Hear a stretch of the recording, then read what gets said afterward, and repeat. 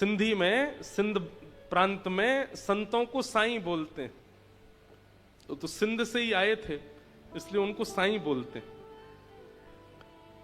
और कोकिल उनको इसलिए बोलते थे क्योंकि वो जब मानसी में जाते तो नेत्रबंद करके एक कोयल का रूप धारण करके, और सीता जी जो अशोक वाटिका में हैं रावण के यहां, वहां सीता जी के विरह को दूर करने की सेवा अपनी मानसी में करते। कितनी बड़ी बात देखो। उन्होंने जब कथा सुनी तो कथा सुनकर के उनके मन में क्या आया कि सीता जी इतने वर्षों तक रावण की वाटिका में रहीं, वहां इतना विरह सीता जी को होता था, किसी ने उनके मन को शांत क्यों नहीं किया। अपने गुरुदेव से पूछते सीता जी के आसपास कौन रहता था, बोले बड़े बड़े राक्षस रहते थे, दुष्ट रहते थे, राक्षसियां रहती थी। हमारी इतनी कोमल सी सीता जी, इतनी मधुर सी सीता जी इतने इतने विषम परिस्थिति में रहती थी। तब से उन्होंने मन बनाया, इसी कलिकाल में आज से 40-50 साल पहले वो नित्य नेत्रबंद करके मानसी बनाते अपने मन में, और एक लंका का निर्माण करते, उस लंका में जहां सीता जी वाटिका में बैठी उसका निर्माण करते, और स्वयं कोयल बन के जाते और जाकर के विरही सीता जी को खुश करने का प्रयास करते। राम जी की बाल लीला सुनाते, राम जी की मधुर एक लीला हमने भी सुनाई थी। एक बार कौशल्या मैया और यशोदा मैया के दोनों लाला अदला बदली हो गई। ये लीला कोकिल साईं सीता जी को सुना रहे हैं। कैसे? बोले एक बार नित्य साकेत धाम में कौशल्या मैया के मन में आई कि मैं नंद रानी यशोदा से मिलने जाऊं, और यशोदा मैया के मन में आई कि मैं कौशल्या से मिलने जाऊं। अब दोनों के लाला लाडले छोड़ते हैं नहीं एक दूसरे को। आज जैसे ही मैयाओं ने अपने अपने लाला का श्रृंगार किया, दोनों बिल्कुल एक जैसे लग रहे हैं, और तभी दोनों मैया निकली अपने अपने भवन से। वहां यशोदा मैया के मन में आई कि मैं कौशल्या जी से मिलने जाऊंगा, और उसी समय इनके मन में भी आई है, लेकिन बीच रास्ते में दोनों माताएं मिल गईं। दोनों के गोद में श्याम बैठे हैं, एक के घनश्याम एक के रामश्याम, एक जैसे हैं बिल्कुल। आंखें भी एक जैसी, नाक भी एक जैसी, होठ भी एक जैसे, गाल भी एक जैसे, दांत भी चार ही हैं दोनों के। बस अंतर एक है, आपको पता है, मोर पंख कभी कभी राम जी भी पहनते हैं, मोर पिच कभी कभी राम जी भी धारण करते हैं। अंतर केवल एक है, क्या? इनके नयन गंभीर हैं, राम जी के नेत्रों में थोड़ी गंभीरता है, और इनके चपल विशेष, और ठाकुर जी के नेत्रों में थोड़ी चंचलता है, और हरकतें भी सीधे स्थिर बैठते नहीं है ठाकुर जी, कभी हाथ हिलाते रहेंगे, कभी पैर चलाते रहेंगे, कभी कुछ। पिताजी करिए, अरे कोकिल फिर क्या हुआ बताओ ना। बोले फिर तो वो हुआ। बोले क्या हुआ? जिसने आनंद ही भर दिया। बोले कैसे? कौशल्या मैया ठाकुर जी श्री कृष्ण को ले गई, और यशोदा मैया राम जी को ले गई। दोनों बालक भूल गई एक दूसरे के, बालक अदला बदली हो गए, चले गए। सीता जी इतनी प्रसन्न हो रही है सुन के। फिर क्या हुआ? बोले फिर राम जी आ गए गोलोक धाम में, और श्री कृष्ण पहुंच गए साकेत धाम में। आप सब समझ रहे हैं ना लीला? ये पृथ्वी की लीला नहीं है, ये गोलोक, नित्य गोलोक धाम में ठाकुर जी छोटे ही रहते हैं, नित्य साकेत धाम में राम जी की लीलाएं चलती रहती हैं। ये अयोध्या और वृंदावन गोलोक और साकेत ही है। जाके देखो हमारे वृंदावन में, यहां से ऊपर चढ़ के देखोगे तो बद्रीनाथ भगवान शंख चक्र गदा पद्म में बैठे, लेकिन वृंदावन में आज भी राधा रमण लाल छोटे से ही हैं। गर्मियों में केवल कॉपीन पहनते हैं, एक कॉपीन पहन के एक माला में ही पूरे दिन डोलते हैं। इतना मॉडर्न जमाना आ गया, लेकिन आज भी ठाकुर जी के वस्त्र छोटे ही छोटे रहते हैं गर्मियों में। और सर्दियों में इतना जाड़ा लगता है इनको कि महाराज कान भी ढक लेते हैं, सिर भी ढक लेते हैं, इधर से भी ढक लेते हैं, नीचे अंगीठी जला के और बैठते हैं। क्यों? वहां लाला छोटे ही हैं। अयोध्या में राम लला ही हैं, राम भगवान नहीं है, वहां लाला ही हैं। तो ऐसे ही नित्य साकेत, नित्य गोलोक में लीलाएं होती रहती हैं। तो यशोदा मैया ले गई राम जी को, कौशल्या मैया ले गई ठाकुर जी को। और राम जी पहुंच गए कहां? गोलोक धाम, एक प्रकार से कहें तो वृंदावन। और वहां तो मधुमंगल, श्रीदामा, तन सुखा, मन सुखा, धन सुखा।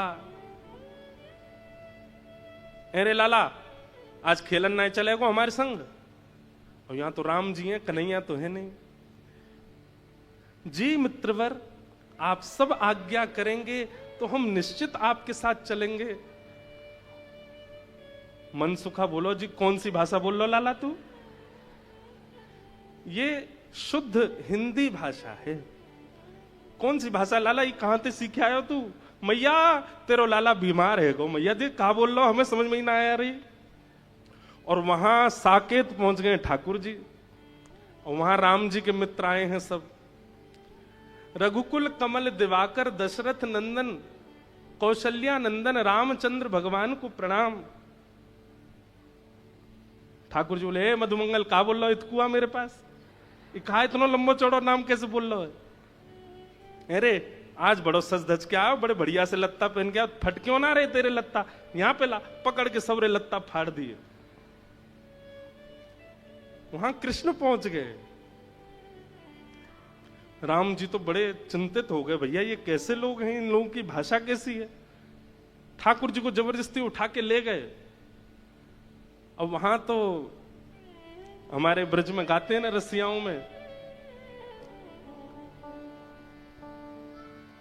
सात दिनन तक गिरिवर धार्यो, सात दिनन तक गिरिवर धार्यो, नाग कालिया पकड़ पछाड़ो, नाग कालिया पकड़ पछाड़ो, ऐसो वैभव वारो तो ये ब्रज में गारी खाए। हाँ ऐसो वैभव वारो तो ये ब्रज में गारी खाए। अरे हाँ ऐसो वैभव वारो तो ये ब्रज में गारी खाए। हाँ ऐसो वैभव वारो तो ये ब्रज में गारी खाए।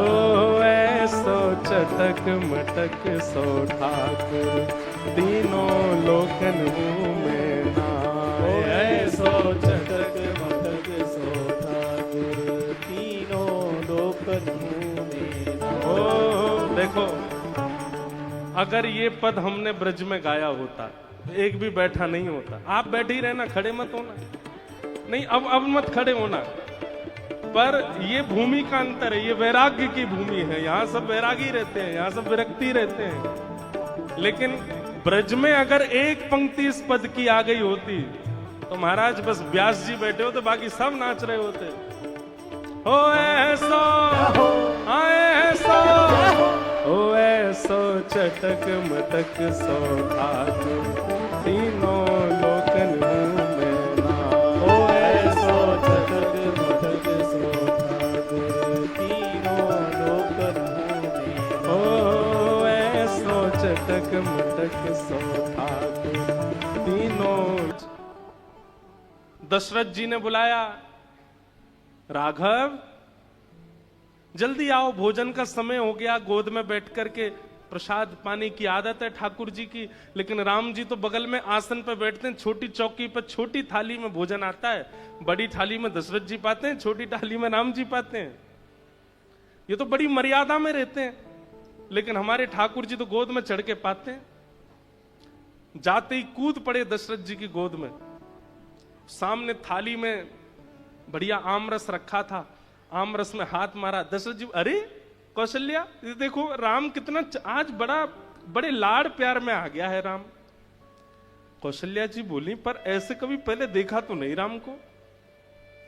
लेकर के आमरस वो तो खाने लगे और आंख मुंह बनाने लगे। अरे मैया ये तो बड़ो खट्टो सो आम है। कौशल्या मैया आश्चर्य कर रही है, ये कैसे बोल रहा है। अब कहां करूं, आम तो मुंह पे खबनाए रहे हो, ये आम रस तो मुंह पे ना खबरो। आम रस लेकर के दशरथ जी की दाढ़ी से लगा दियो। सीता जी सुन रही हैं ये सब लीला। कौन सुना रहे हैं? कोकिल साईं। देखो कैसे कैसे महापुरुष। उनको ये चिंता हो गई कि सीता जी का मन कैसे लगता होगा लंका में, तो मैं उन्हें लीला सुनाऊं, मैं उन्हें भाव सुनाऊं।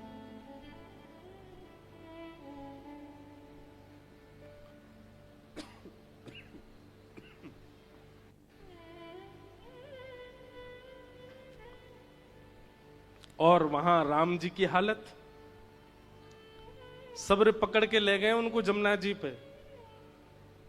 अरे लाला चल, आज हमारी घुड़सवारी करवे को मन है, तू घोड़ा बन जा।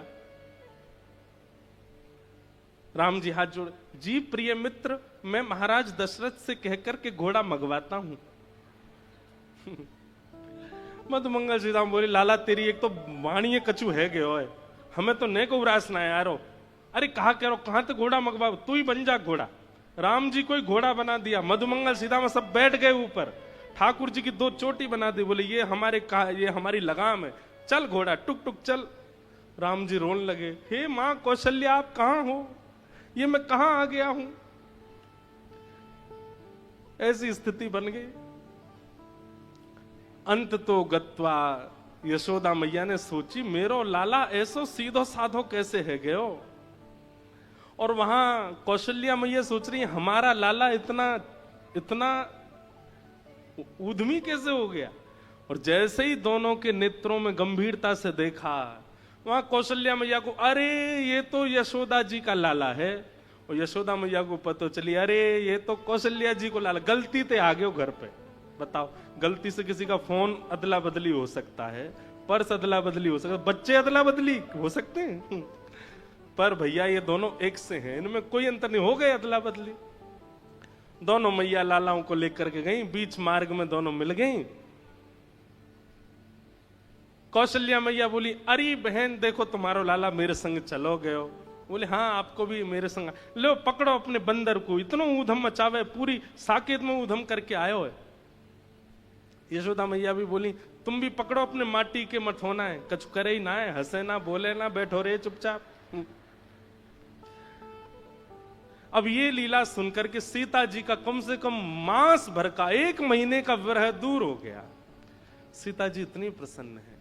अब ये लीला त्रेता की नहीं है, इस कलिकाल में एक महापुरुष हुए जो नित्य अपनी मानसी में जाते हैं और सीता जी का विरह दूर करके, उनसे सुना नहीं गया, सहा नहीं गया कि सीता जी को विरह कैसे हो सकता है।